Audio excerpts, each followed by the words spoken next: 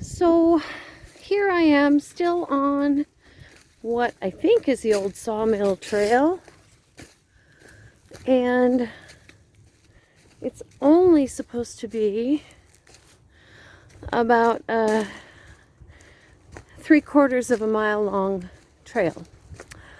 That said, I've already overshot that by about a 1/4 of a mile, so I'm not sure what the deal is. Oh, looks like